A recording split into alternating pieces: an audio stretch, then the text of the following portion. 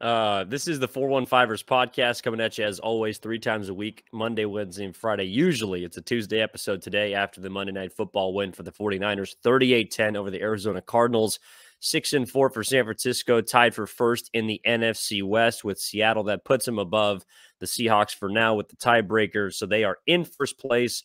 They are in firm control of their playoff destiny at this point, and all things are clicking in Ninerland. It doesn't matter. Look to me like maybe the Colorado Springs elevation, snow practice, all of it did in fact turn out to be the right idea, Mark, because they did not look gassed. They did not look at any point to be with a lack of energy. And I do think that with the amount of offensively, the amount of weapons that they have, like they do have the means to keep everyone fresh, I think. And that's what we kind of talked about last week. Like Elijah Mitchell coming back off IR got the most carries on the ground over McCaffrey. This week they spread things out a lot more. As you mentioned, Mason getting in the mix towards the end, Mitchell mainly in the second half on the ground. They not only, I think, have an offense that can repeat some of these performances, maybe not all together where it's clicking in the perfect storm, but they also have the means to keep these bodies on the field, barring any sort of random freak injury, just because they can spread it around so much. And that should also allow them to take perhaps another step, because like these guys are going to learn how to play better together to the point where it's just sub in, sub out, like McCaffrey can run the ball for 3 plays. You can give it to Elijah Mitchell. You can have Debo on the end around. You can dump it off to IU. You can give it out to Kittle. There's just so much that they can do to lean on their opponents that it seems like the offense right now is one that not only has a high ceiling, but also has a pretty high stamina. Yeah, I agree with you. And, the altitude, you saw some cramps. There were a couple of Niners that went down early in the game. Mooney Ward, but it was a groin, not related to altitude at all. Dre Greenlaw was a little banged up at times. There were some cramps. Debo Samuel had a cramp at one point. That's more than likely altitude related, but it didn't necessarily affect the 49ers' ability to perform in the second half. Meanwhile, you look on the other side. I mentioned that George Kittle touchdown, the second one he had that totally iced the game. The Cardinals showing very little effort to try to tackle him or just push him out of bounds. There's no reason they shouldn't have been able to do that.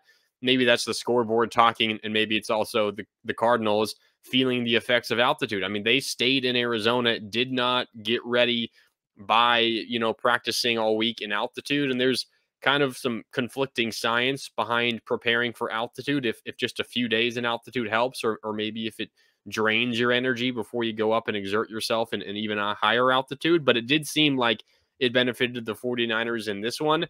And I agree with you.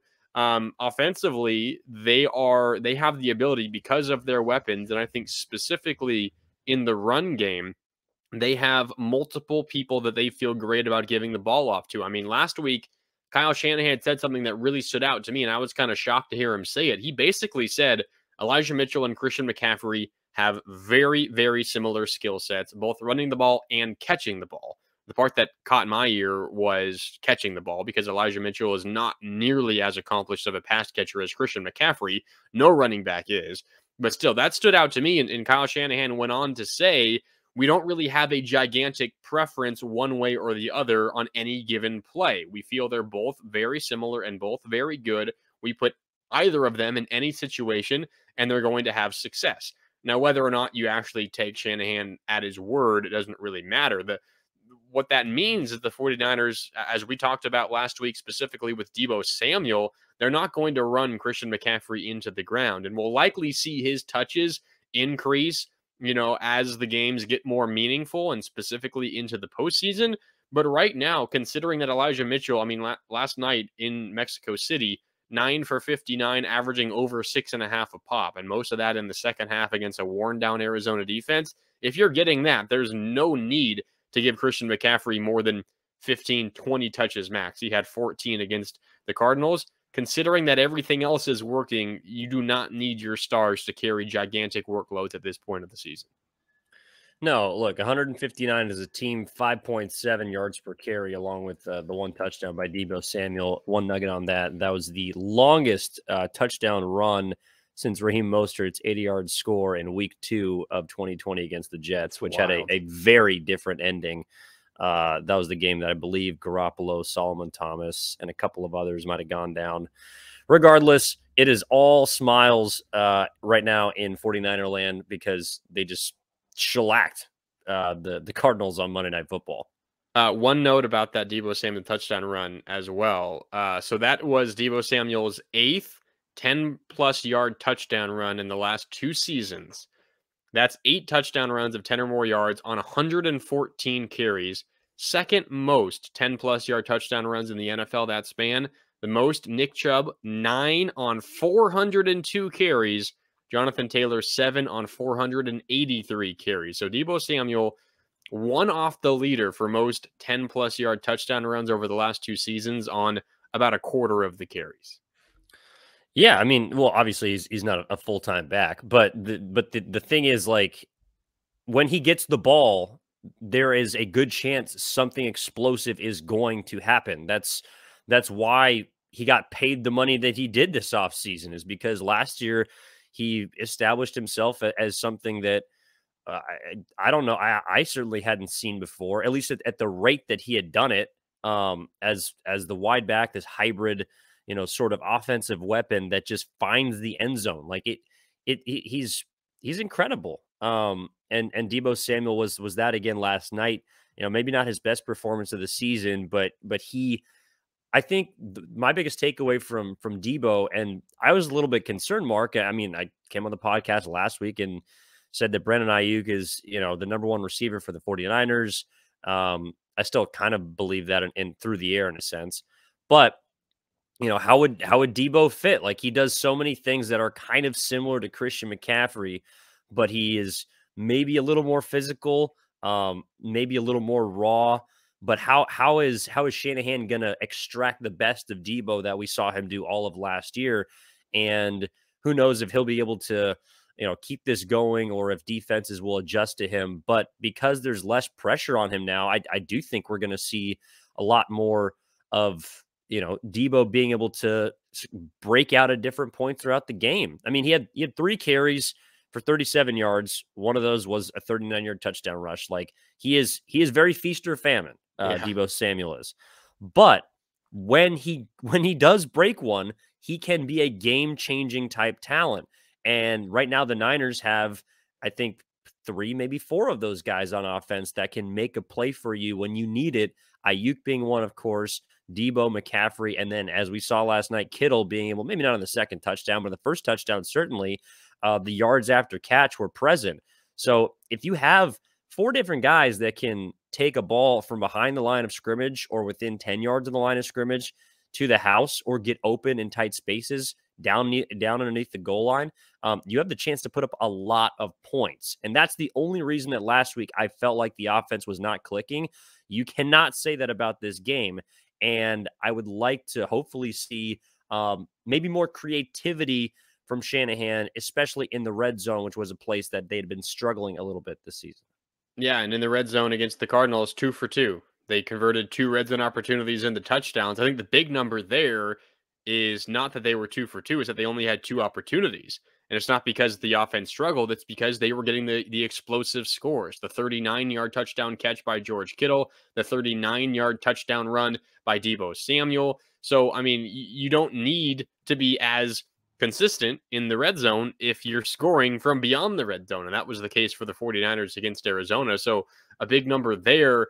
Quick note on George Kittle and Deebo Samuel, or pardon me, George Kittle and Brandon Ayuk. This is the first time since the week 4 of the 2000 season that the 49ers had 2 players with multiple receiving touchdowns in the same game.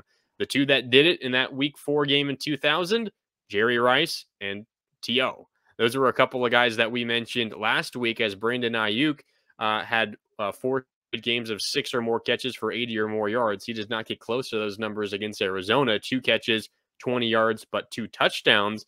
But still, he did something else along with George Kittle that puts him alongside those same Hall of Fame names, Jerry Rice and T.O. So Incredible performance for the 49ers and from those two guys. And about Ayuk and Debo, certainly Debo has more of the game breaking in his DNA as a football player, but Brandon Ayuk is just so consistently open, specifically in moments where Jimmy Garoppolo, desperately needs something on third downs. On that first touchdown early in the second quarter when the 49ers were yet to score yet, they were down 3-0, and the offense had kind of sputtered up to that point. It was Brandon Ayuk running a whip route, runs up to the goal line, essentially cuts left quick, and then very quickly changes direction back to the right to the inside of the field. Jimmy Garoppolo hits him, and there's 5 yards of space on every side of Brandon Ayuk. There is absolutely no reason that Brandon Ayuk should be able to create that much space in a condensed area of the field like the end zone. His route running lately has been impeccable, and it was on display for that first touchdown early in the second quarter. I'm not sure how many times you can see a receiver create that much space on, a play from the 5, 6, 7 yard line. I forget exactly where it was, but that much space created by Brandon Ayuk, just elite route running, elite feet. He is getting so consistent at creating space, and that's why he's becoming one of Jimmy Garoppolo's favorite targets, specifically down there close towards the end zone. So if Brandon Ayuk is, we'll call him Jerry Rice, if George Kittle is Terrell Owens, does that make Jimmy Garoppolo Jeff Garcia? I believe that was the quarterback from 2000. Jeff Garcia. I mean, underrated quarterback. Because he came after Joe Montana and Steve Young and Hall of Famers. I think he probably gets not enough credit. I mean, I wouldn't mind being compared to Jeff Garcia. No, and here's where I want to go with this. Jeff Garcia, by the way, in 2000 was a Pro Bowler, threw 31 touchdowns. Had an underrated season along with his underrated careers. You're talking helped that about he was thrown to Jerry and T.O. too. Certainly did. Wish the Niners could have won more games that year. But the reason I bring that up is because we talked a little bit about it earlier, but it was okay throughout this season, right? There's been Jimmy Good, there's been Jimmy Good God, there's been Jimmy whatever type of word you want to fit in for the G there. I thought it was Jimmy got to go make a play last night. Like it was Jimmy at the Improv. That's what I saw from Jimmy Garoppolo last night, more so than any other time. Because look, and you brought it up in the first half, which I didn't necessarily see, but Jimmy in the first half, when pressure was kind of around him, like you talk about the internal clock that gets Jimmy in trouble sometimes, just because he feels like he has to get the ball out. I honestly, I do not see as much of that from him this season, Mark. Like I don't see as much happy feet from Jimmy Garoppolo as in years past. And maybe that's because he's got more faith in his guys that are going to be open. Maybe that's because he has more faith in his offensive line that has gotten healthier in recent weeks. But I do feel like Jimmy Garoppolo is, as well as, maybe making better decisions with how he throws the football, I think he's demonstrating a better awareness in the pocket. So it's kind of these intangibles that you generally associate with either having or not having that we've seen him kind of step into or elevate, as opposed to his physical tools that to me have kind of always been there. It's just now about channeling them in the right direction. And last night against Arizona, I know it's a bit hyperbole, but Jimmy at the Improv is what I saw compared to especially how he started out this season, where it was like as soon as he hiked the football and started moving around and started dancing, it was like, oh God, where's this football going to go? Yeah, and I think we were watching the game together last night, and my comment was Jimmy sometimes has that internal clock that you want a quarterback to have, but he sometimes has it in the wrong moments. When there's pressure closing in on him, for whatever reason, sometimes it doesn't click and he doesn't get rid of the ball and he takes a sack when he shouldn't. That's kind of been a story of his career, when he either can't escape or he's unwilling to throw the ball away and he loses 8 yards on a play that could have just been an incomplete pass. And then there's moments, I think it was in the first half, I can't remember the exact situation, where the protection is perfect, but he kind of gets his, Jimmy G happy feet, and you can kind of feel the nervous energy, and he's like, oh God, I need to throw the ball away. And he makes an ill-advised throw that maybe in an alternate universe is an interception, whatever the case is. It just fell incomplete and it didn't really do much. But that was the moment where he didn't need to have that internal clock as much. You see the protection is perfect, and then you can take longer, let the play develop. With all these weapons, the defensive backs aren't going to be able to cover for the amount of time that your offensive line is blocking to keep you upright for. So that was one where it jumped out to me there, but I agree with you in that it's happening less and less this year as it has in the past. And I think we have to credit the 49ers offensive line for this as well. I mean, we talked a lot about Jimmy Garoppolo and the 49ers offense. This, for the 49ers, is the fourth time since at least 1960, and the first time under Kyle Shanahan, that the 49ers have 5 or more touchdowns from scrimmage, 0 sacks allowed, and 0 turnovers. Essentially, a perfect game on offense. The last time it happened, 2000, that same 2000 season. This was against the Cowboys in September. Also happened in 1993 and 1961. The fourth time in San Francisco 49ers history, 5 or more touchdowns from scrimmage, 0 sacks, and 0 turnovers. The 49ers, led by Jimmy Garoppolo, a great offensive line, a skill position group that was phenomenal, essentially pitched a perfect game on offense. Wow, how did that 2000 team only win 6 games? It's a great question. We'll have to dive through that. Like a lot of these stats are referring back to that year. We need to do a deep dive on what the hell Steve Mariucci was doing that year.